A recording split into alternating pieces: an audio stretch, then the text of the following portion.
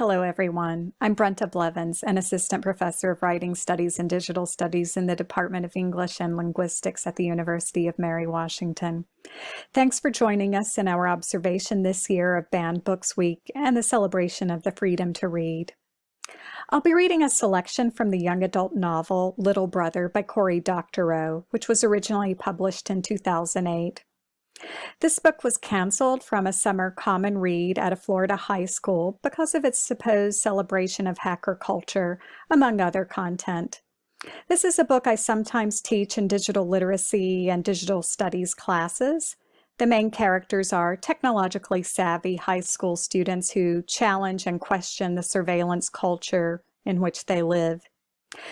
This section I'll be reading takes place early in the book, after the tech-savvy 17-year-old Marcus and his friends have skipped out on high school to play a game in downtown San Francisco, which has just been attacked as they're playing a game. Marcus and his friends have been seized by individuals who wear no insignia. They've been pushed into vehicles with no insignia. These teenagers are hooded and transported and detained at an unknown location. Finally, someone comes for Marcus. The man who came in was wearing a military uniform, a U.S. military uniform. He saluted the people in the truck, and they saluted him back. And that's when I knew that I wasn't a prisoner of some terrorists. I was a prisoner of the United States of America. They set up a little screen at the end of the truck and then came for us one at a time, unshackling us and leading us to the back of the truck. As close as I could work it, counting seconds off in my head, 1 hippopotami, 2 hippopotami. The interviews lasted about 7 minutes each. My head throbbed with dehydration and caffeine withdrawal. I was third, brought back by the woman with the severe haircut. Up close, she looked tired, with bags under her eyes and grim lines at the corners of her mouth. "Thanks," I said automatically as she unlocked me with a remote and then dragged me to my feet. I hated myself for the automatic politeness, but it had been drilled into me. She didn't twitch a muscle. I went ahead of her to the back of the truck and behind the screen. There was a single folding chair, and I sat in it. 2 of them, severe haircut woman and utility belt man, looked at me from their ergonomic super chairs.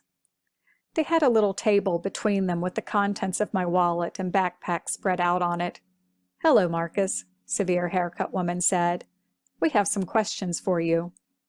"Am I under arrest?" I asked. This wasn't an idle question. If you're not under arrest, there are limits on what the cops can and can't do to you. For starters, they can't hold you forever without arresting you, giving you a phone call, and letting you talk to a lawyer. And whoo boy, was I ever going to talk to a lawyer. "What's this for?" she said, holding up my phone. The screen was showing the error message you got if you kept trying to get into its data without giving the right password. It was a bit of a rude message, an animated hand giving a certain universally recognized gesture, because I liked to customize my gear. "Am I under arrest?" I repeated.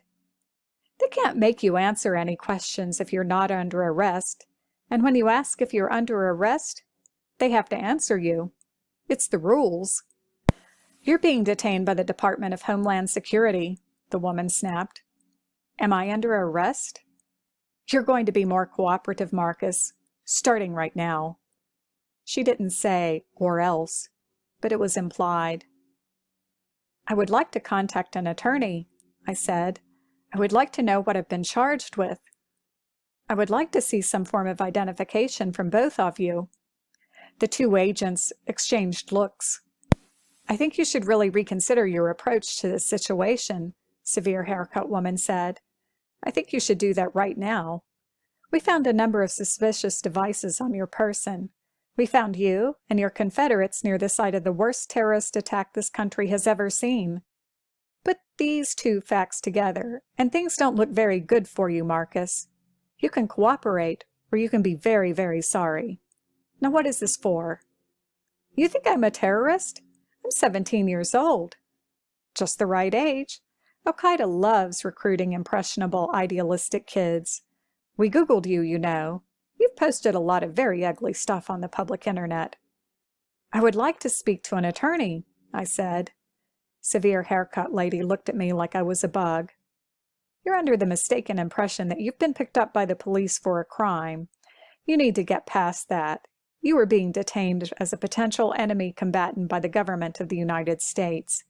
If I were you, I'd be thinking very hard about how to convince us that you are not an enemy combatant. Very hard. Because there are dark holes that enemy combatants can disappear into. Very dark, deep holes. Holes where you can just vanish. Forever. Are you listening to me, young man? I want you to unlock this phone and then decrypt the files in its memory. I want you to account for yourself. Why were you out on the street? What do you know about the attack on this city? I'm not going to unlock my phone for you, I said, indignant. My phone's memory had all kinds of private stuff on it. Photos, emails, little hacks and mods I'd installed. That's private stuff. What have you got to hide? I've got the right to my privacy, I said, and I want to speak to an attorney. This is your last chance, kid. Honest people don't have anything to hide. I want to speak to an attorney. My parents would pay for it. All the facts on getting arrested were clear on this point. Just keep asking to see an attorney, no matter what they say or do. There's no good that comes of talking to the cops without your lawyer present. These two said they weren't cops. But if this wasn't an arrest, what was it? In hindsight, maybe I should have unlocked my phone for them. Thank you. If you'd like to read more, the author Cory Doctorow has made the book Little Brother available through a Creative Commons license on his website, craphound.com. Thank you for joining us in the freedom to read.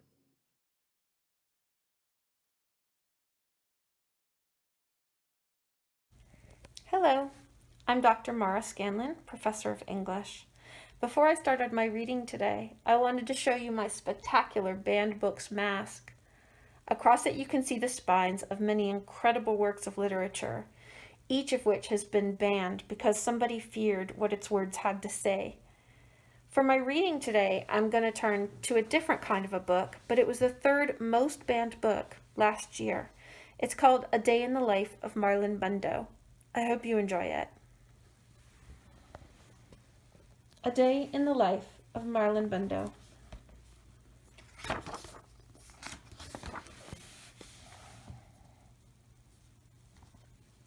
Hello, my name is Marlon Bundo, and I am a bunny. I live with Mom, Grandma, and Grandpa in an old stuffy house on the grounds of the U.S. Naval Observatory. That's because my grandpa is the vice president. His name is Mike Pence. But this story isn't going to be about him because he isn't very fun. This story is about me because I'm very, very fun. This is the story of my very special day. My very special day started out like every other day. I woke up alone. I ate a fine bunny breakfast all alone. While I watched the news all alone. You see, sometimes old stuffy houses are also lonely. After breakfast, I hopped to the garden to look at the flowers and say, "Hello down there," to the bugs. "Hello, Phil. Hello, Dennis." That's when I saw him. He was a big, fluffy bunny with the floppiest floppy ears and the bushiest bushy tail. He was bunny beautiful. I was standing still, but being near him made me feel like my heart was hopping.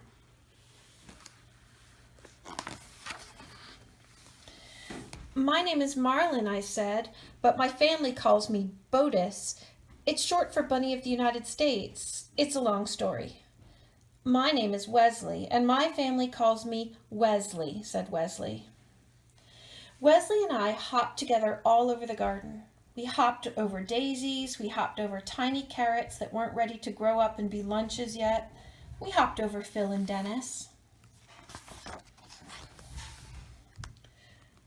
Once we had hopped through every part of the garden, we didn't want to stop hopping. So we hopped right inside the old stuffy house. We hopped up and down the creaky stairs and made beautiful creaky stair music together. We hopped through the kitchen and maybe left a few bunny prints.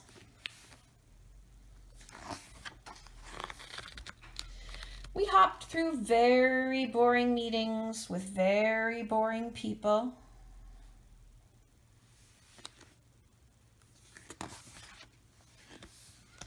It was a very good hop. It was the best hop. And I realized something. When I hopped with Wesley, my old stuffy house didn't feel lonely anymore. At the end of our hop, I said, "Wesley, I don't want to hop without you ever again." And Wesley said, "That's funny, because I never want to hop without you, Marlon Bundo, ever again." And we both said we will get married and hop together forever. "Hello, everyone," we said to all the animals in the garden. "Hello, Phil and Dennis, the bugs, and Pumpernickel, who is a badger, and Scooter, who is a turtle, and Dill Prickle, who is a hedgehog, and Mr. Paws, who is a very good dog. Hello, all of you. We're getting married so we can hop together forever." "Hooray," said Phil and Dennis the bugs, and Pumpernickel, who is a badger, and Scooter, who is a turtle, and Dill Prickle, who is a hedgehog, and Mr. Paws, who is a very good dog. "Hooray," said all of our friends, because that's what friends say. "Wait," said a scary voice. "You can't get married." We looked around and saw that the scary voice was coming from the stink bug. Let me tell you a little bit about the stink bug.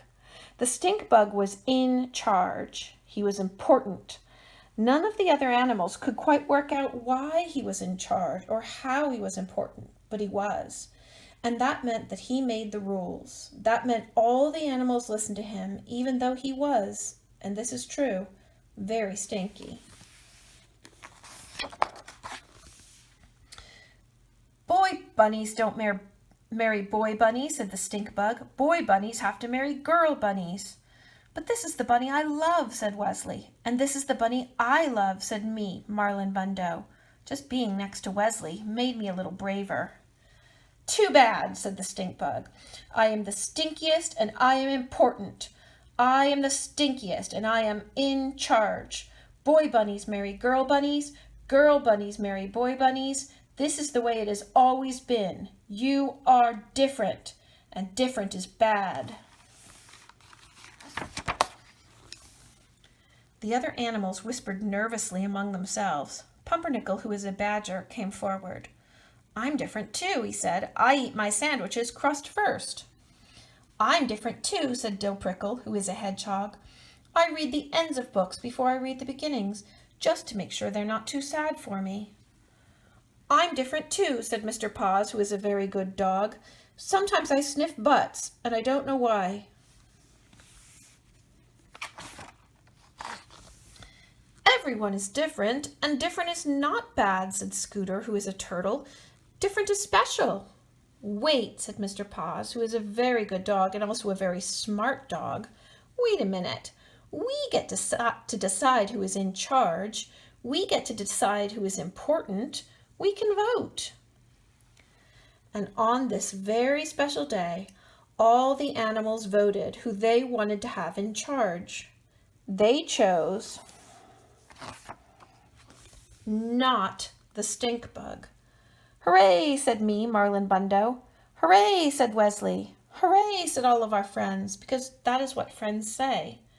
"No," boomed the stink bug. "Boy bunnies can't marry boy bunnies. You are not in charge."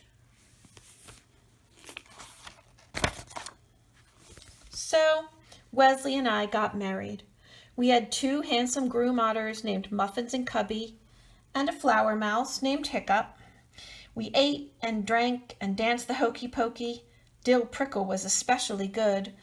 And the ceremony was performed by a cat named Pajama, who brought her wife as her date.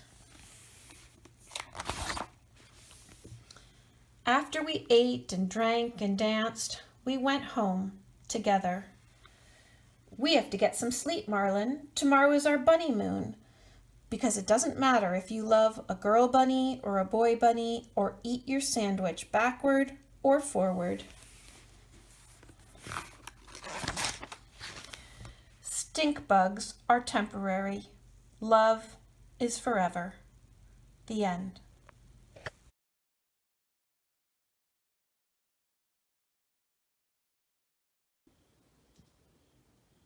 And yet, continued Lord Henry, in his low musical voice, and with that graceful wave of the hand that was always so characteristic of him, and that he'd had even in his Eton days, I believe that if one man were to live out his life fully and completely, were to give form to every feeling, expression to every thought, reality to every dream, I believe that the world would gain such a fresh impulse of joy that we would forget all the maladies of medievalism and return to the Hellenic ideal, to something finer, richer than the Hellenic ideal it may be. But the bravest man amongst is afraid of himself. The mutilation of the savage has its tragic survival in the self-denial that mars our lives. We are punished for our refusals. Every impulse that we strive to strangle broods in the mind and poisons us. The body sins once and has done with its sin, for action is a mode of purification. Nothing remains then but the recollection of a pleasure or the luxury of a regret. The only way to get rid of a temptation is to yield to it. Resist it, and your soul grows sick with the longing for the things that it is forbidden to itself, with desire for what its monstrous laws have made monstrous and unlawful. It has been said that the great events of the world take place in the brain. It is in the brain, and the brain only, that the great sins of the world take place also. You, Mr. Gray, you yourself, with your rose-red youth and your rose-white boyhood, you have had passions that have made you afraid, thoughts that have filled you with terror, daydreams and sleeping dreams whose mere memory might stain your cheek with shame. Stop, faltered Dorian Gray. Stop, you bewilder me.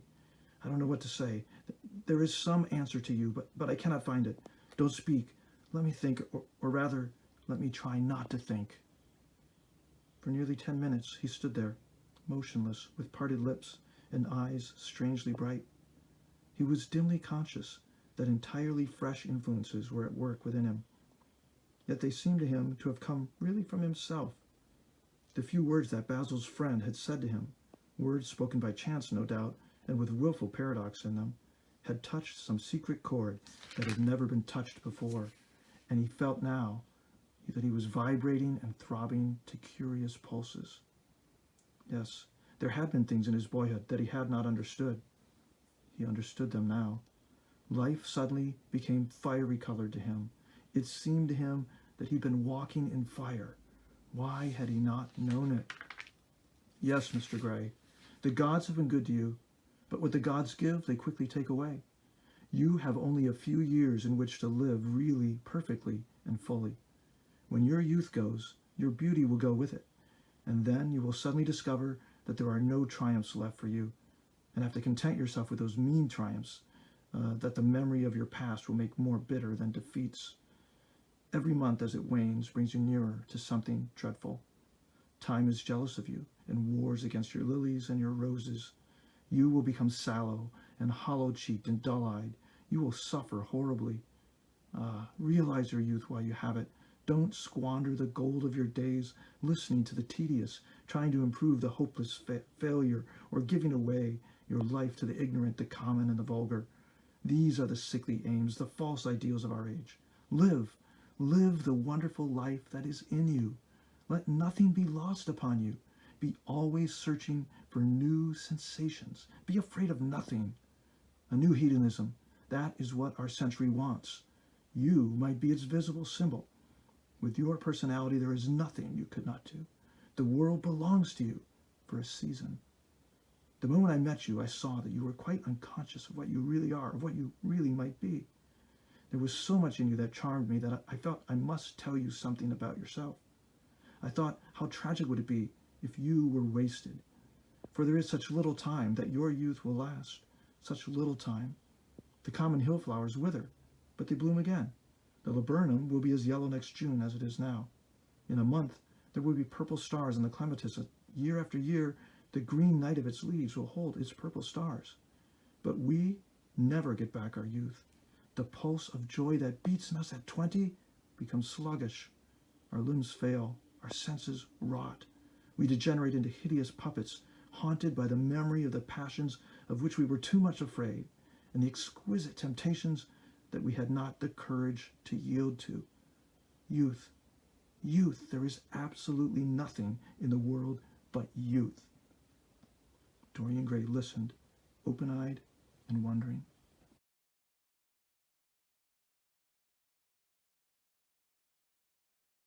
Today I'm going to read a passage from the First Encyclopedia, written in the mid-1700s by the Enlightenment writers Diderot and d'Alembert, in order to collect and disseminate all knowledge. This compendium became a banned book because it questioned authority, insisting that religious claims be subject to reason and proof. Many scholars contributed articles to the project. The most famous were Voltaire and Rousseau.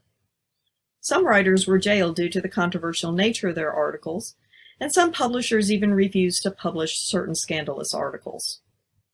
I will read the entry for mathematics because even though the authors were mathematicians, this entry is supremely unhelpful in defining and describing mathematics. Mathematic, or mathematics, is the science which has as its object the properties of size, insofar as that they are calculable and measurable. See largeness, calculation, measure, etc. Mathematics in the plural is much more with us today than in the singular.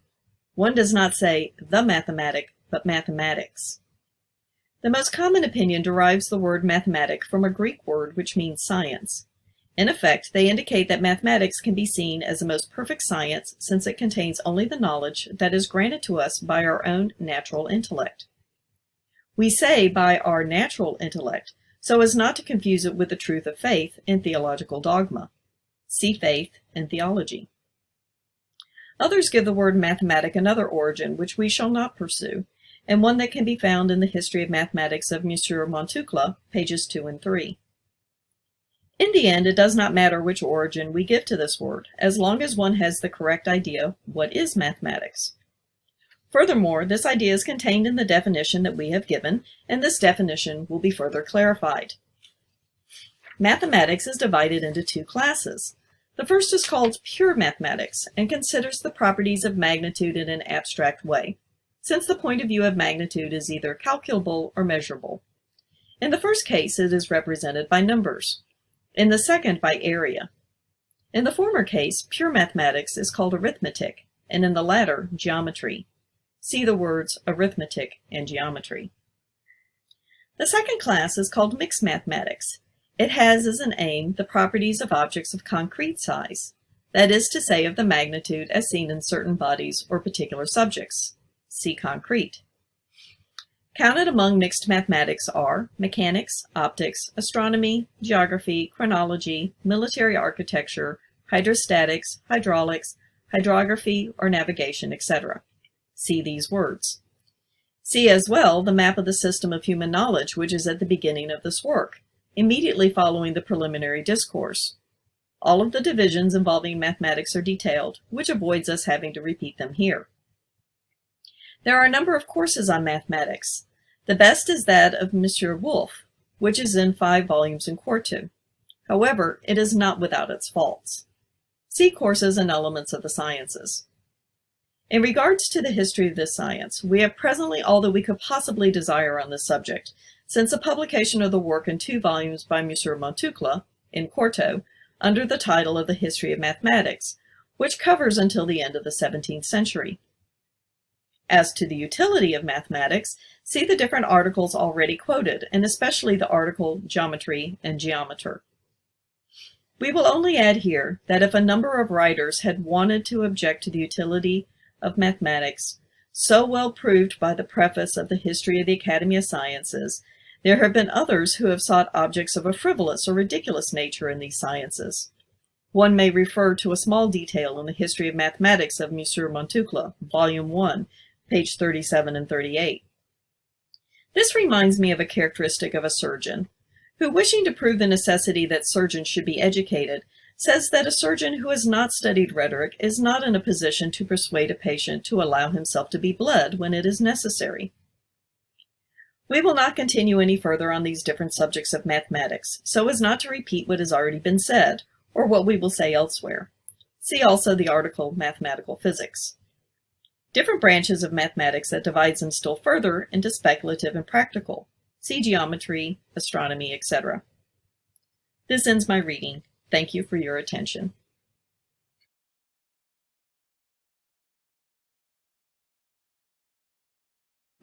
Hello everyone, I'm going to be reading to you from the Jinping May, which is a 17th century Chinese novel, formerly translated as the Golden Lotus. That's how it's known to Westerners. And it's a novel that is an acknowledged masterpiece of Chinese literature. It's also a book that's been suppressed throughout literary history. It was suppressed in dynastic times and up and through, the Maoist Cultural Revolution. So it certainly fits the bill here as far as banned books go. So what is so threatening about this book? I think its erotic imagination is certainly one thing, and the other is the way in which it points a finger at the corrupt nobility. Right? Okay, so I'm going to be reading to you a chapter from this. It's a kind of seduction scene involving the two of the main characters. So the chapter is called "The Sip of Stolen Delimit." With a smirk, Mother Wang turned to the young woman. "I'm going to East Street, where I can get some first-rate wine. Be so kind as to keep the gentleman company until I return." "Please don't go on my account," Gold Lotus protested. But she did not stir from her seat. Mother Wang opened the door and fastened it again from the outside, tying the latch string to the doorpost. She then sat down outside it and began quickly to spin yarn. The lovers were now shut up together. Gold Lotus had pushed her seat back from the table, and from time to time she glanced surreptitiously at her companion. Shemen was gazing at her fixedly, with brimming eyes. At last he spoke. "What did you say was your honorable family name?" "Wu." "Oh yes, Wu," he repeated absently. "Not a very common name in this district, Wu." "Might the pastry dealer, Wu Ta, the so-called 3-inch mannequin, be any relation of yours?" She flushed red for shame. "My husband," she breathed, drooping her head. For a moment he was stricken dumb, and looked wildly around as though he had lost his senses. Then, in a pathetic tone of voice, he cried, "What an outrage!" "Why? What injury have you suffered?" she asked in amusement, eyeing him obliquely. "An outrage to you, not to me." And now he began to pay court to her in long, flowery phrases, with many an honored lady and gracious one. Meanwhile, as she fingered her coat and nibbled at the seam of her sleeve, she provided an accompaniment to his speech, without stopping her nibbling in the shape of a spirited retort or a mischievous sidelong glance. And now, on the pretext that the heat was oppressive, he suddenly drew off his thin green silk surcoat. He reached over the table and threw the garment on the stove on which the old woman slept. His sleeve caught on one of the chopsticks and swept it to the floor, and, oh, how providentially, the chopstick rolled under her dress, and he was about to fill her cup again and to offer her more food. It was only natural that he should miss one of his chopsticks. "Is this perhaps your chopstick?" she asked with a smile, pressing her little foot on it. "Oh, there it is," he said in a pretended surprise, and he stooped. But instead of picking up the chopstick, he gently pressed his hand on her gaily embroidered slipper. She burst out laughing. "What are you thinking of? I shall scream." He fell on his knees before her. "Most gracious lady, take pity on a wretched man," he sighed, while his hand moved. Struggling and throwing up her hands with outspread fingers, she cried, "Why, you naughty, dissolute fellow, I'll give you such a box on the ears." "Ah, gracious lady, it should be bliss even to die at your hands." And without giving her time to reply, he took her in his arms and laid her down on Mother Wang's bed. And now, sharing a pillow together, they also shared their delight. Consider, worthy reader, that he who first possessed Gold Lotus was a feeble graybeard, the old money-bag Chang.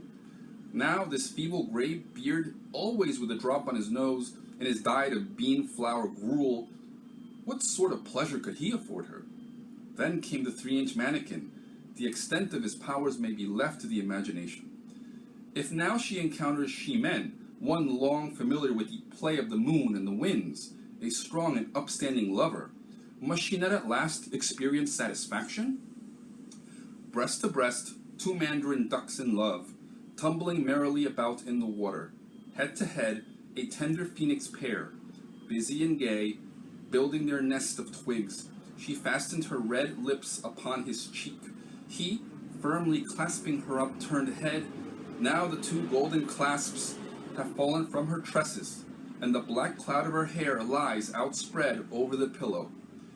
His vows, deep as the sea and exalted as mountains, and the thousand variations of his caress, banish the last lingering trace of reserve, as a cloud is driven headlong by the wind. Overcome by his tender violence, she utters a cry of bliss, like the song of the goldfinch. The sweet saliva gathers in her mouth, and she thrusts out her tongue in voluptuous pleasure.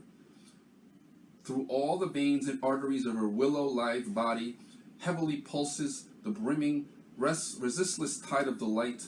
But now the panting breath of her cherry lips is more languid. The dusk of twilight settles upon her eyes.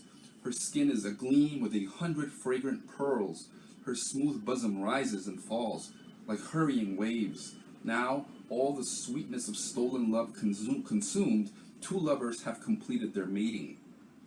The cloud had poured forth its contents. The two lovers were just making themselves presentable again when old Mother Wang suddenly flung open the door and entered.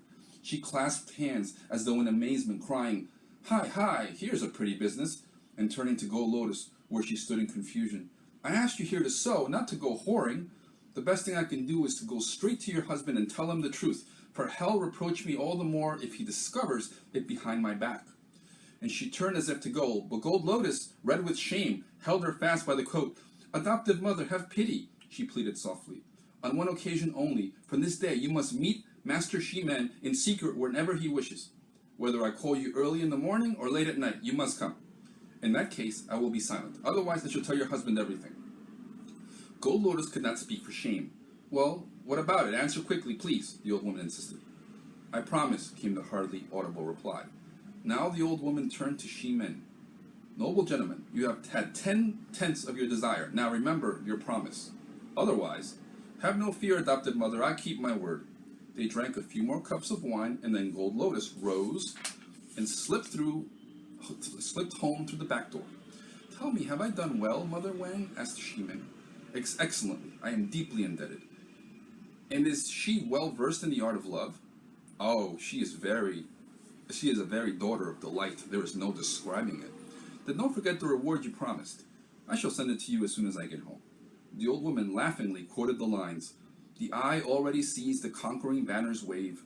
Now from afar the ear hears the triumphant blast. Still, I hope I shan't have to climb out of my coffin to collect the mourner's fees from you."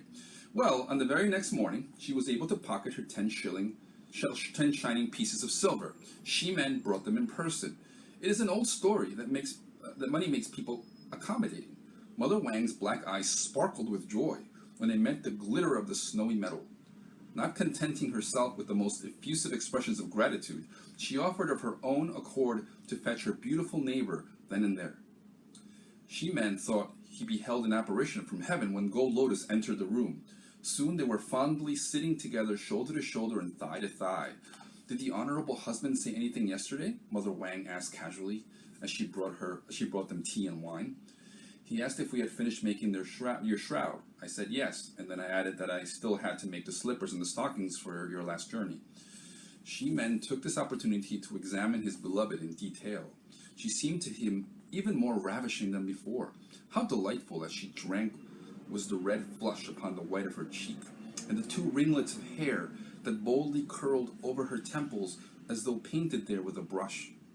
To him she seemed to possess the unearthly beauty of the moon fairy. In ecstasy, he clasped her to his breast. The hem of her robe was lifted, revealing her neat little feet, which were thrust into tiny black satin slippers. He lifted her robe still higher, and already his senses began to tingle. As lovers, they drank from the same side of the cup. "How old are you really?" she asked. 35. My birthday is on the 28th of the 7th month." "How many wives have you?" "Besides my first wife, I have 3 or 4 secondary wives." but not one of them really pleases me. And how many children have you? Only a young daughter who was going to be married soon. From his sleeve he took a flat silver box gilded within and containing a subtly perfumed tea and olive paste. He offered her some of the paste on the tip of his tongue. Sighing and moaning aloud with delight, they clasped each other closely. Old Mother Wang was discreet enough to leave them undisturbed at their amorous play. She busied herself with pouring their wine and bringing them food. Higher and higher rose the tide of their passion, and soon they were alone. From this time onward, Gold Lotus met shemen every day in Mother Wang's tea room. They clove together as firmly and inseparably as glue and lacquer. It is an old story that news of good work seldom goes beyond the threshold of the house, but reports of evil deed are quickly circulated for 1,000 miles around. In less than half a month, the affair in Mother Wang's house was discussed in the streets and squares of the whole neighborhood. The one person who knew nothing about it was the husband, Wu Tan. Now, there lived in the district a 15-year-old lad with a family name of Xiao. Since he had come from the prefecture of Yuan Chao, he was commonly known as the little brother Yuan. Except of his aged father, he was quite alone in the world, and he managed to make his living by selling fresh fruit in the many taverns in the neighborhood of the Yamen. The wealthy shemen was a patron of his, who would sometimes give him a few cash as pocket money over and above the price of his fruit. One day, as the lad in question was walking the streets with his basket of pears under his arms, he suddenly decided to seek out his patron, shemen. On the way, he got into talk with a garrulous fellow who told him, "Why, if you're looking for shemen, I can tell you where to find them." "Where? Please tell me, old uncle," said little brother Yuan. "Well, he's carrying on as usual with Lady Gold Lotus. He meets her every day in Mother Wang's tea room in Purple Stone Street. You go there, my lad, and you'll find them for certain." Little brother Yuan thanked him for his information, picked up his basket of pears, and set off for Mother Wang's tea room. Mother Wang was sitting on a bench by the door, busily winding yarn. He set down his basket. "My most respectful greeting, adopted mother," he said. "I am looking for a certain fine gentleman, so as to earn a few coppers from my old father." "What fine gentleman are you talking about?" "Come, adopted mother, are you joking? I mean Master Shemen, of course." Little brother Yuan was already at the door, but Mother Wang seized him and held him fast. "Stop, you little tramp, there's no Master Shemen here." "Adopted mother, don't gobble up everything yourself. Let me pick up a few miserable crumbs. After all, what harm have I done?" Furious, the old woman grabbed him and gave him a couple of stinging blows on the ear. "You wicked, poisonous old reptile, what harm have I done you?" In answer, the old woman dealt him blow upon blow and finally forced him out into the street. She hurled his basket after him. What could the poor little monkey do but pick up the scattered pears as he made his escape, venting his rage in howls and words of abuse? He had disturbed the straw concealing the fox's earth, and had alarmed a pair of ducks who were slumbering in the sand.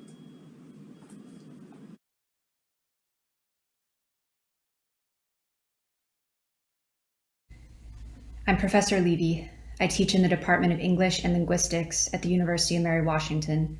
In honor of banned books, I'm going to read from Invisible Man by Ralph Ellison. The point now is that I found a home, or a hole in the ground, as you will. Now don't jump to the conclusion that because I call my home a hole, it is damp and cold, like a grave. There are cold holes and warm holes. Mine is a warm hole. And remember, a bear retires to his hole for the winter and lives until spring. Then he comes strolling out like the Easter chick, breaking from its shell.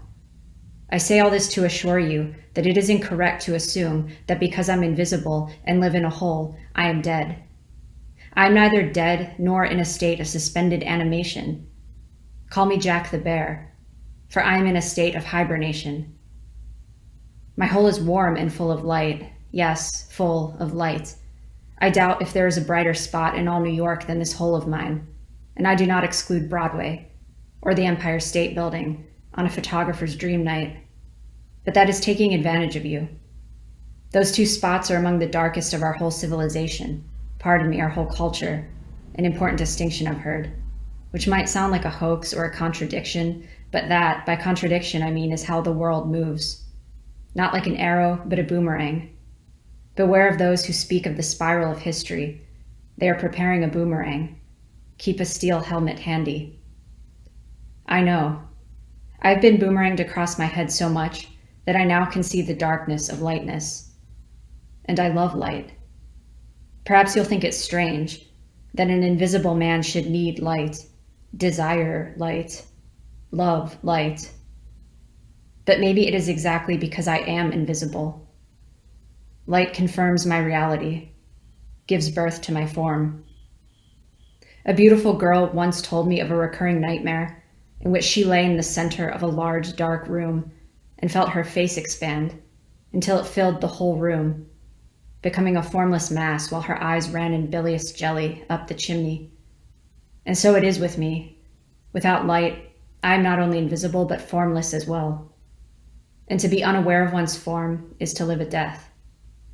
I myself, after existing some 20 years, did not become alive until I discovered my invisibility. Thank you.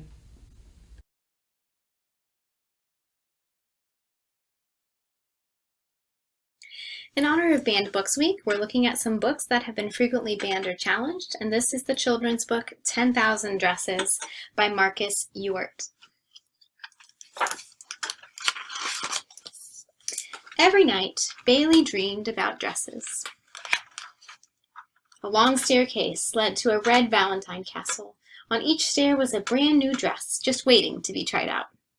10,000 dresses in all, and each one different. The first dress was made of crystals. When Bailey slipped the dress on, the crystals clinked against each other like millions of tiny bells. And when sunlight hit the dress just right, rainbows jumped out. With all her heart, Bailey loved the dress made of crystals that flashed rainbows in the sun. When Bailey woke up, she went to find Mother. Mother was in the kitchen, cutting out coupons. "Mom, I dreamt about a dress," said Bailey. "Uh-huh," said her mother. "A dress made of crystals that flashed rainbows in the sun." "Uh-huh. And I was wondering if you would buy me a dress like that." "Bailey, what are you talking about? You're a boy. Boys don't wear dresses." "But I don't feel like a boy," Bailey said. "Well, you are one, Bailey, and that's that. Now go away and don't mention dresses again." Bailey went to her room. Now she would never have a dress made of crystals that flashed rainbows in the sun. That night Bailey walked right past the crystal dress and went to the second stair.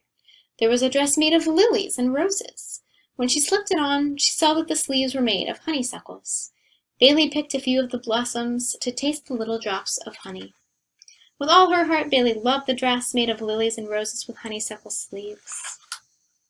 Bailey woke up and went to find Father. He was in the backyard pulling up weeds. "Dad, I dreamt about a dress," Bailey said. "Uh-huh," said her father. "A dress made of lilies and roses with honeysuckle sleeves." "Uh-huh. And I was wondering if you could grow me a dress like that." "Bailey, what are you talking about? You're a boy. Boys don't wear dresses."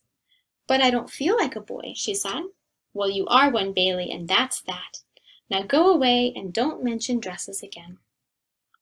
Bailey went to her room. Now she would never have a dress made of lilies and roses with honeysuckle sleeves.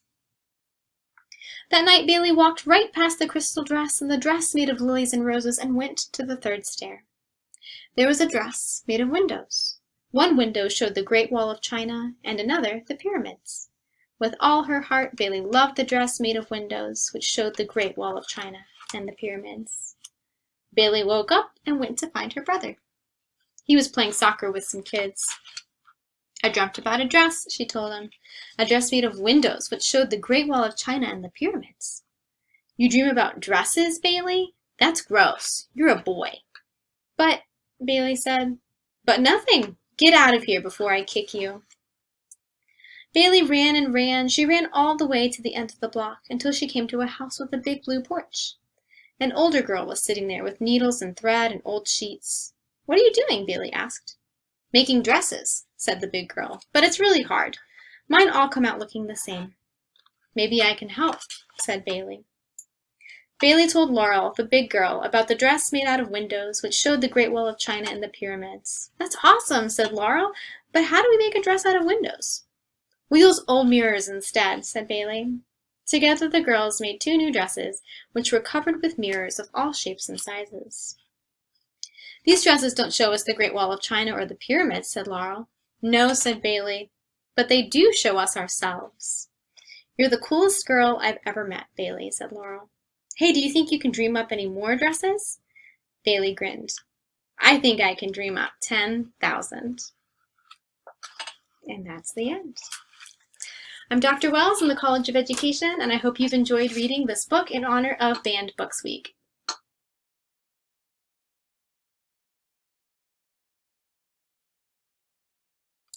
Hi, I'm Dr. Davis. I'm an associate professor in the College of Education, and I'm going to read from Paulo Freire's Pedagogy of the Oppressed, which is a really important book, and I encourage you to read the whole thing. This is chapter 2. A careful analysis of the teacher-student relationship at any level, inside or outside the school, reveals its fundamentally narrative character. This relationship involves a narrating subject, the teacher, and patient listening objects, the students. The contents, whether values or empirical dimensions of reality, tend in the process of being narrated to become lifeless and petrified. Education is suffering from narration sickness. The teacher talks about reality as if it were motionless, static, compartmentalized, and predictable, or else he expounds on a topic completely alien to the existential experience of the students. His task is to fill the students with the contents of his narration, contents which are detached from reality, disconnected from the totality that engendered them and could give them significance.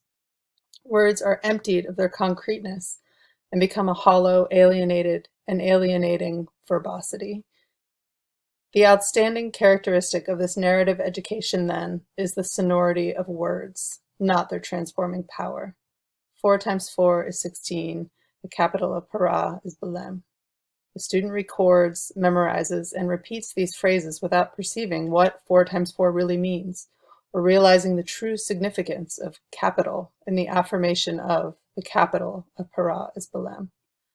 That is, what Belém means for Para and what Para means for Brazil.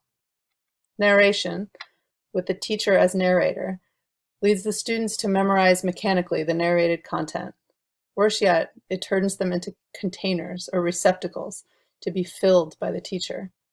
The more completely she fills the receptacles, the better a teacher she is. The more meekly the receptacles permit themselves to be filled, the better students they are.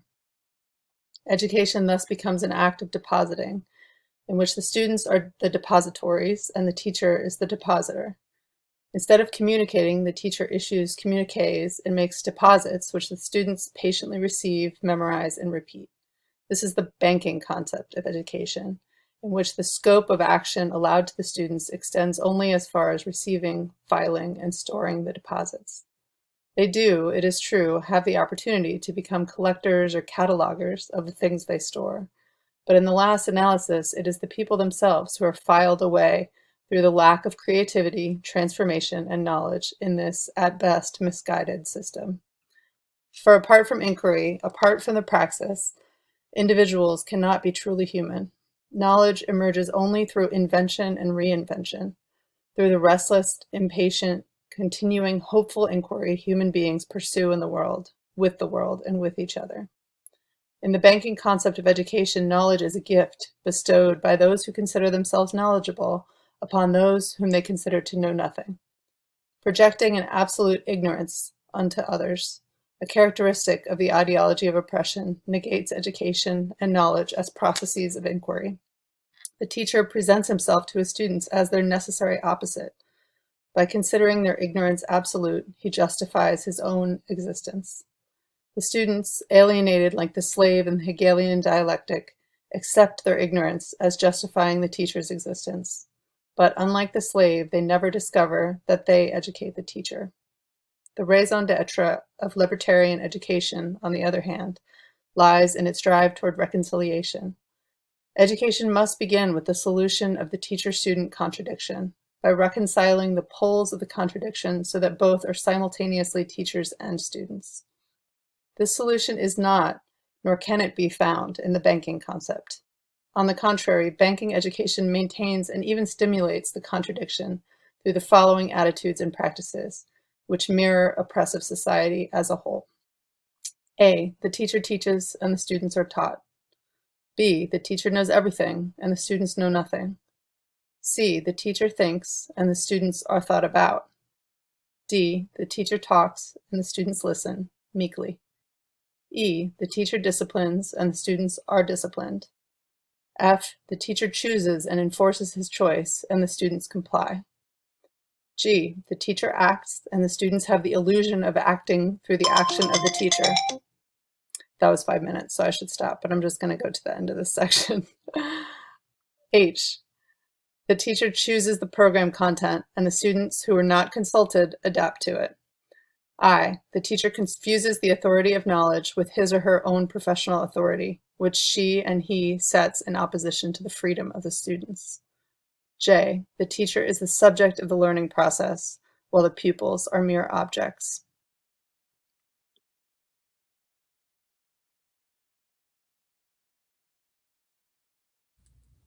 Hello, friends. My name is Rebecca Young, and today I am going to be reading to you from Antango Makes 3, written by Justin Richardson and Peter Parnell, and illustrated by Henry Cole. Since being published in 2005, this book has been on the American Library Association's Top 10 Most Challenged Book list 9 times. And in the Penguin House, there are penguin families. Every year, at the very same time, the girl penguins start noticing the boy penguins, and the boy penguins start noticing the girls. When the right girl and the right boy find each other, they become a couple. 2 penguins in the penguin house were a little bit different. One was named Roy, and the other was named Silo. Roy and Silo were both boys. They didn't spend much time with the girl penguins, and the girl penguins didn't spend much time with them. Instead, Roy and Silo wound their necks around each other. Their keeper, Mr. Gramsay, noticed the 2 penguins and thought to himself, they must be in love. Roy and Silo watched how the other penguins made a home, so they built a nest of stones for themselves. Every night, Roy and Silo slept there together, just like the other penguin couples. And every morning, Roy and Silo woke up together. But one day, Roy and Silo saw that the other couples could do something they could not. The mama penguin would lay an egg. She and the papa penguin would take turns keeping the egg warm until finally it would hatch. And then there would be a baby penguin. Then Mr. Gramsay got an idea. He found an egg that needed to be cared for, and he brought it to Roy and Silo's nest.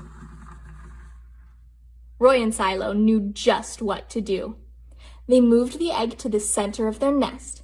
Every day they turned it so each side stayed warm. Some days, Roy sat while Silo went for food. Other days, it was Silo's turn to take care of their egg. They sat in the morning and they sat at night. They sat through lunchtime and swim time and supper. They sat at the beginning of the month and they sat at the end of the month, and they sat all of the days in between. Until one day, they heard a sound coming from inside their egg.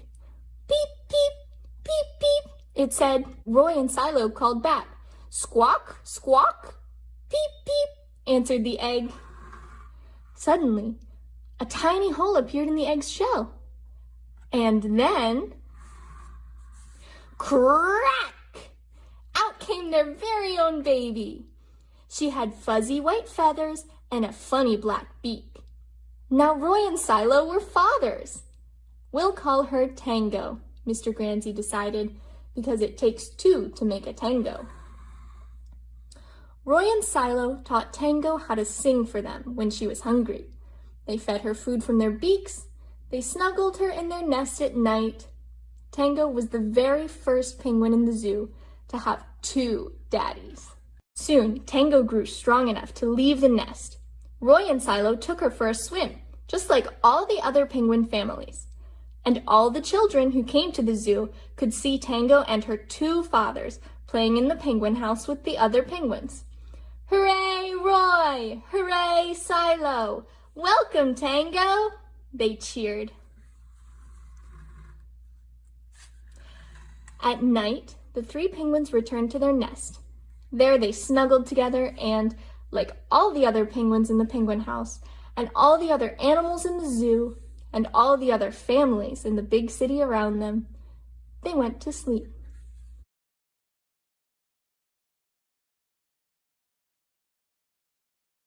Hi, I'm Professor Gary Richards. I teach in the Department of English and Linguistics at the University of Mary Washington, and today, in celebration of banned books, I will be reading from Alison Bechdel's 2006 graphic memoir, Fun Home.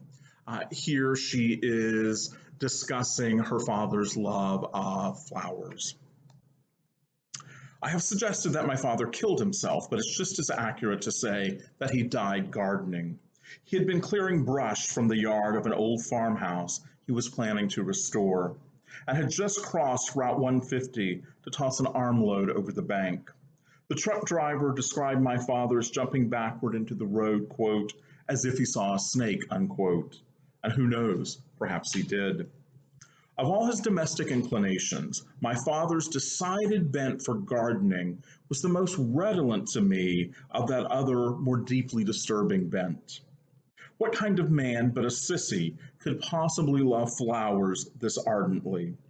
Our home was an efflorescence of bulbs, buds, and blooms, flowers wild and cultivated, native and imported, flowering vines and trees, silk flowers, glass flowers, needlepoint flowers, flower paintings, and, where any of these failed to materialize, floral patterns. At Easter, Dad would paint goose eggs with twining tea roses.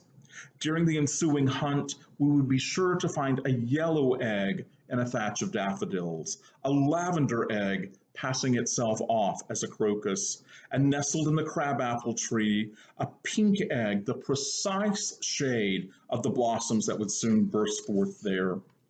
Our games of baseball, already lethargic affairs, would grind to a halt as soon as the ball rolled near a perennial border. There my father would become lost to us in a reverie of weeding. At the fun home, Dad would take a break from his grisly chores to tweak the stiff arrangements delivered by the florist. Ugly as they were, their quick, damp scent masked the odor of formaldehyde. If my father had a favorite flower, it was the lilac, a tragic botanical specimen, invariably beginning to fade even before reaching its peak. And then we have an inset quotation.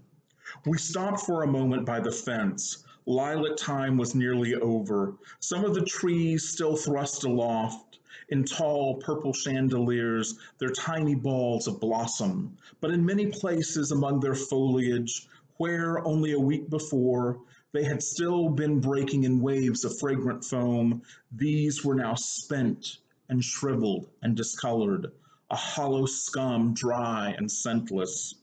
My grandfather pointed out to my father in what respects the appearance of ... That's how Proust describes the lilacs bordering Swan's Way in remembrance of things past. My father, as I say, had begun reading this the year before he died.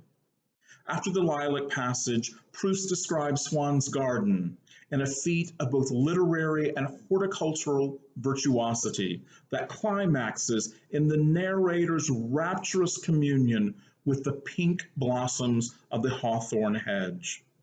Through the hedge, Proust's narrator could see even deeper into Swan's Garden. There, surrounded by jasmine, verbena, and pansies, sat a little girl. The young narrator, failing to distinguish this girl, Gilberte, from the general floral fecundity, instantly fell in love with her. If there was ever a bigger pansy than my father, it was Marcel Proust. Thank you.